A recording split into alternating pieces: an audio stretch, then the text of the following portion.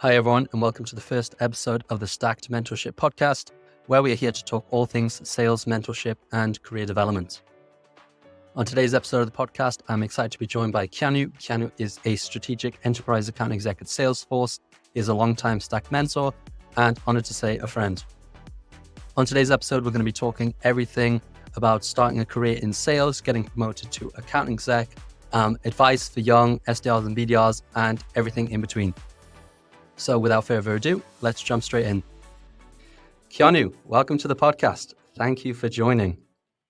Thank you for inviting me, Omar. No worries at all. If you don't mind, I would absolutely love to go to the very beginning and just talk, how was it that you got into sales? Why did you get into sales?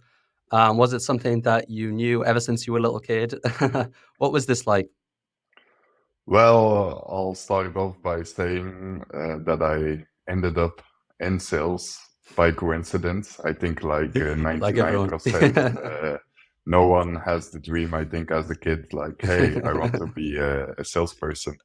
But I actually studied international marketing, let's say, and we had a course of sales strategies and we needed to do a test. And I actually hated sales because it was like a role play, with car sales. It was horrible. And I'm like, yeah, this is not for me. But then I actually applied for a marketing position at a holding firm that had like a video agency, a marketing agency, and a lot of media channels. And by coincidence, the commercial director was also one of the two interviewers. And given my background with sports, and he saw a fire in me, let's say, he actually wanted me really to go into his sales team. And that's where I really started to fall in love with it. So by coincidence. Interesting. Well, yeah, which is the answer for pretty much everyone. Interesting. And so the first sales role that you did kind of end up working, was that what we think of kind of sales today? Selling B2B SaaS, it's cold calling, it's LinkedIn, it's outbound. Was it more traditional than that? Yeah, and the positive thing was that I didn't really have any guidance. We could sell, like, let's say, exposure on our media channels, like everything around affiliate marketing, etc., video marketing packages, and it was Sure. more like, hey, you're an account manager, you're in charge from A to Z Okay. with everything. So I needed to actually sink or swim. And that was the best learning school for me. So indeed, everything around LinkedIn strategy, cold calling, emails, learning which emails work, which emails don't work, etc. That was basically it. And I was really competitive. And I loved the rush, of course, with commission. I'm a competitive guy. So for me, it was easy to get addicted in some way of the sales challenge.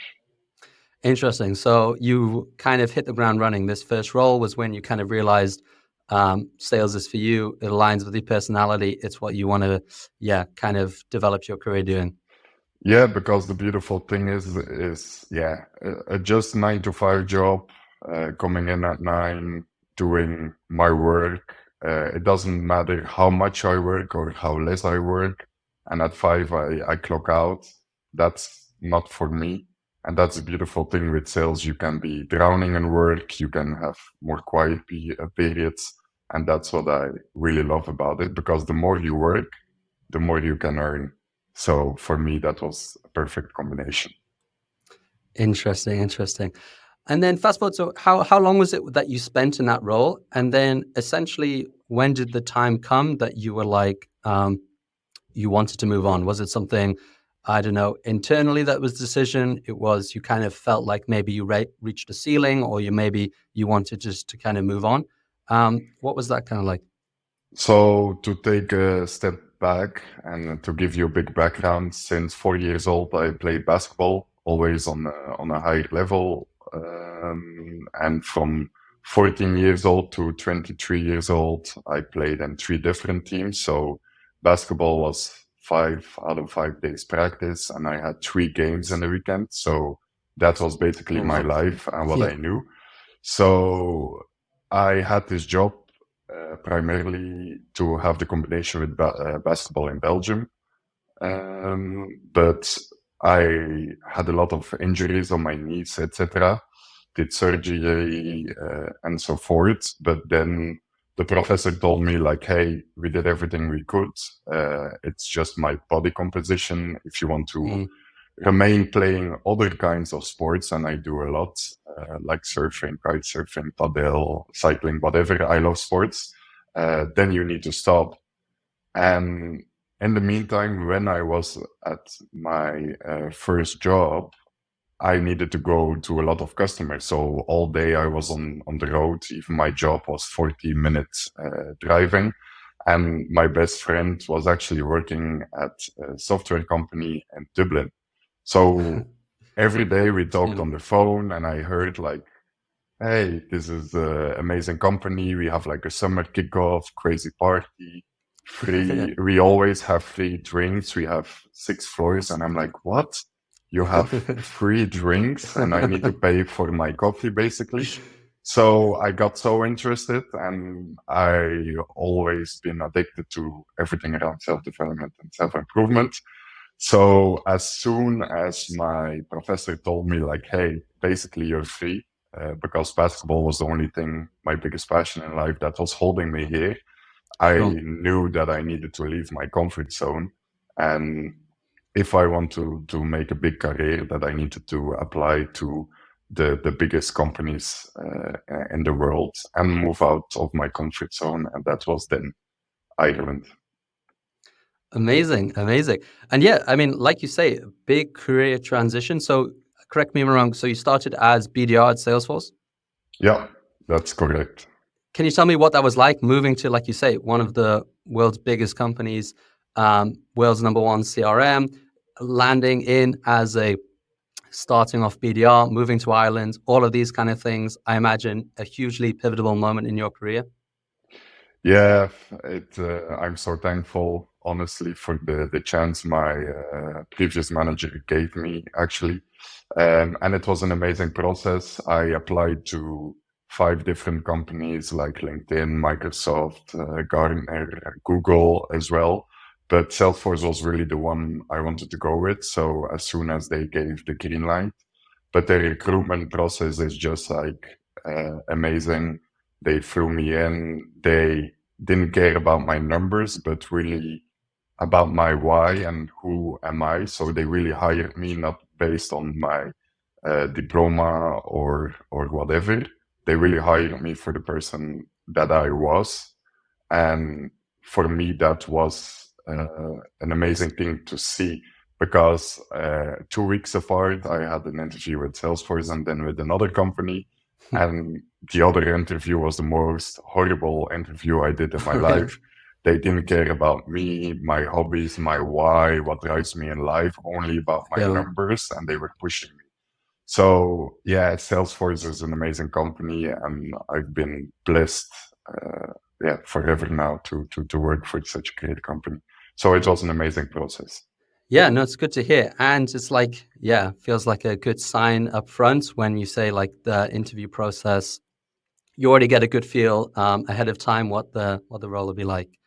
And then, yeah, so going into the BDR role, I imagine your previous experience did kind of help you hit the ground running. I imagine, did it start off a lot of inbound? Was it also outbound? Basically, how did you find, ramping, getting up to speed at Salesforce?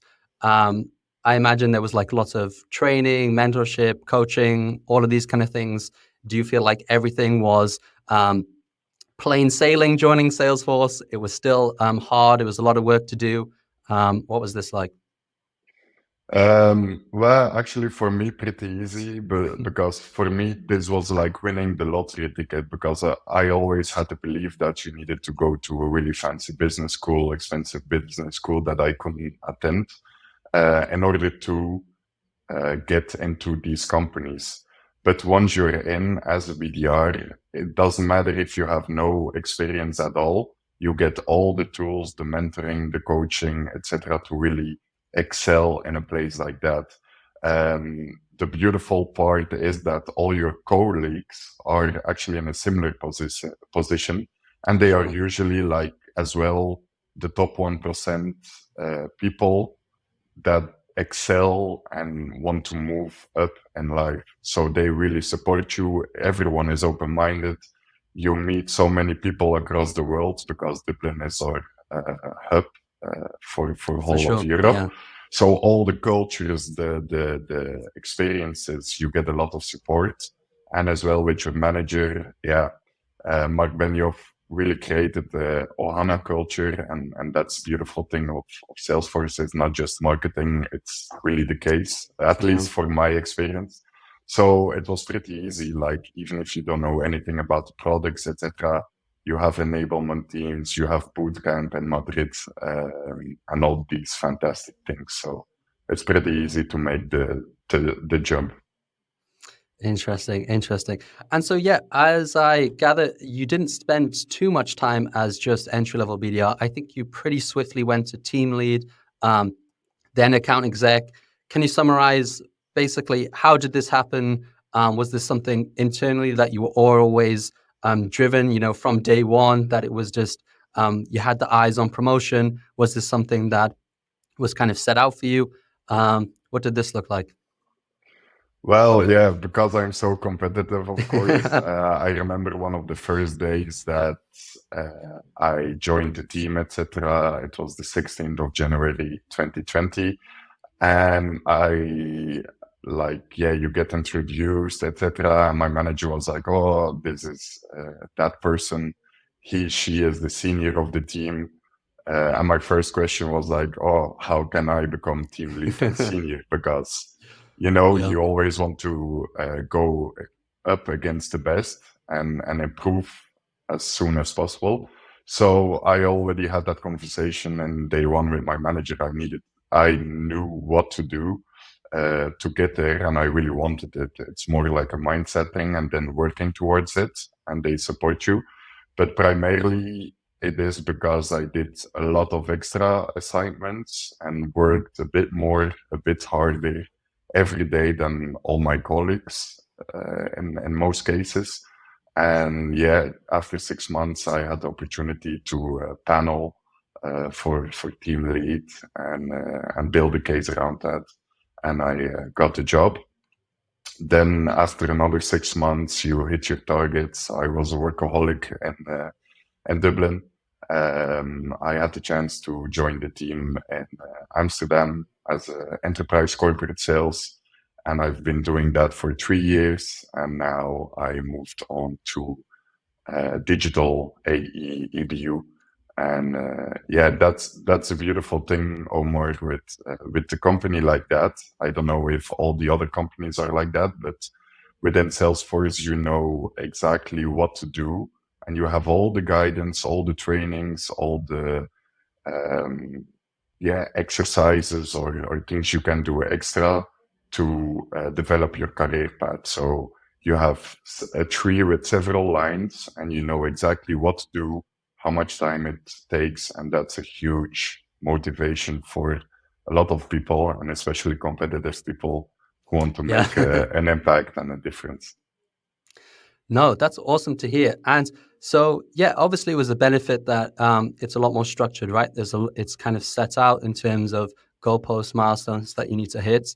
But in terms of getting you from, okay, the junior BDR just starting out in Ireland, all the way up to where you are now, account exec over in the Netherlands, did you feel like you benefited a lot from having a mentor either internally in Stack, internally in Salesforce even, and now as an account exec in the Netherlands team, do you feel like you do a lot of mentoring for people who are like you, just starting out as BDRs in Salesforce? Yeah, where to start? So when you start at a company, let's say they always give you a buddy. So your buddy is kind of your colleague, but also your mentor. So you need to be humble enough to also, yeah, just work with that, etc.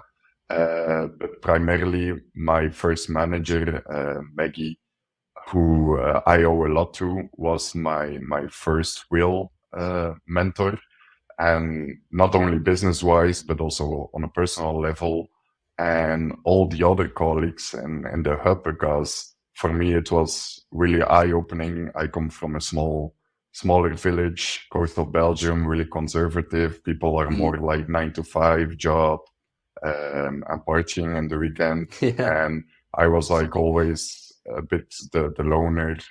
I have a lot of friends as well, but like listening to podcasts, reading books. If they go partying, I'm either training or learning. But for me, then it was really eye opening that I'm having lunch at that company, and yeah, I'm like, oh, did you read that book already? And they are like, oh, yes. And did you read that book? And I'm like, no, I didn't read that book. And I'm like, this is amazing, because they pushed me to really develop. We have continuously coaching. We have sales enablement, of course. And next to that, we have like education budget that we can leverage for extra courses outside Salesforce. And we have a mentor program as well. Um, so yeah, we're not shy of mentors and coaching. So I would encourage everyone who wants to make a bigger career in just business, software sales, etc., to join a company like that, because they will really push you out of your comfort zone so you can really develop your skills. No, it's good to hear. It's good to hear. And shout out Maggie as well for being the early Yeah. mentor. Amazing, Keanu. And then final question I'm going to ask is maybe some advice that you would give. So people that you've mentored in the program, a lot of SDRs, BDRs that we have joining the program, maybe can relate to the Keanu who joined Dublin as that early BDR. They have ambitions maybe of becoming team lead, account exec, all of these kind of things. If you had to sit down with a younger Keanu or anyone else who's on our programs who is at this position of their career, what advice would you give them? They want to be team lead, they want to be account exec, how to build a meaningful career, all these kind of things. Well, it's a really good question, but first of all, I would do a lot of self-reflection and really analyze yourself, and start like with Simon Sinek. What's your why? My first interview in Dublin, they asked me, why do you want to join Salesforce? And I literally told them, I want to buy my mom a house. This was my biggest driver in life. Actually taking care of my family. So I was really transparent in that, and that was my motivation, where my work ethic came from, just to make sure my family is taken care of. So, but for other people, it can be even, we have a really successful AE, close to one of the biggest deals in Europe this year.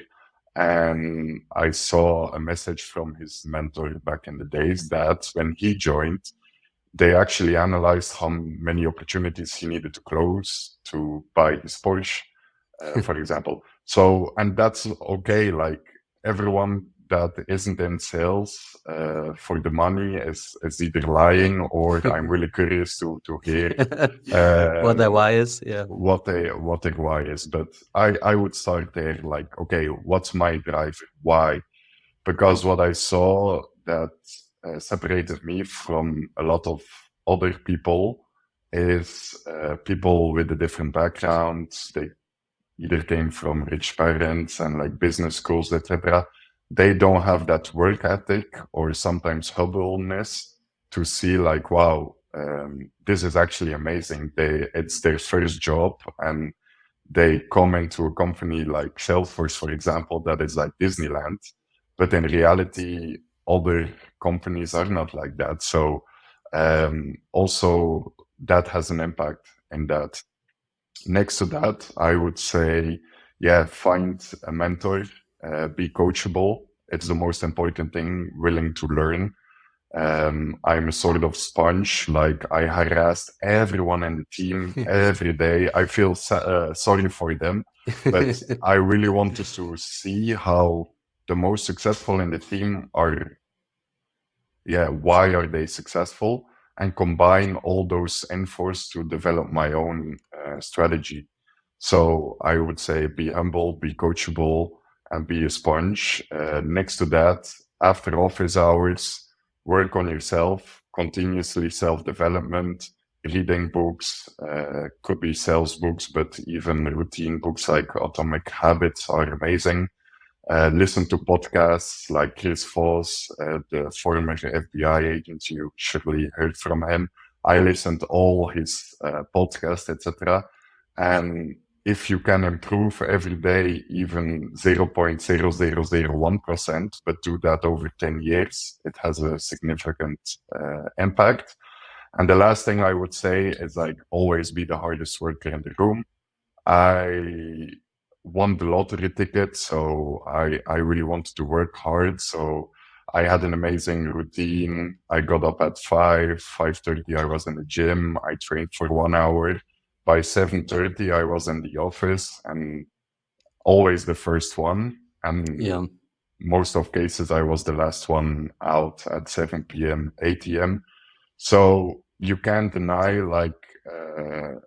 the beautiful saying, like, hard work beats talent when talent refuses to work hard. I really believe in that. I was never the most talented person, even not the best fit for sales. Maybe I had the same with basketball, with my injuries, etc. But I made sure I always worked harder than the other person. And you can't deny outputs. Where the amount of output you give is the amount of input you will receive. No, amazing advice, Keanu. I think we'll end on that note. Thank you so much for joining the podcast. And yeah, if anyone wants to find you, I think they can find you on LinkedIn. If they want to be mentored by you, of course, they can complete the form on Stacked website. Thank you again, Keanu. Appreciate your time. And yeah, we'll speak soon. Thank you, Omar. Thanks for having me.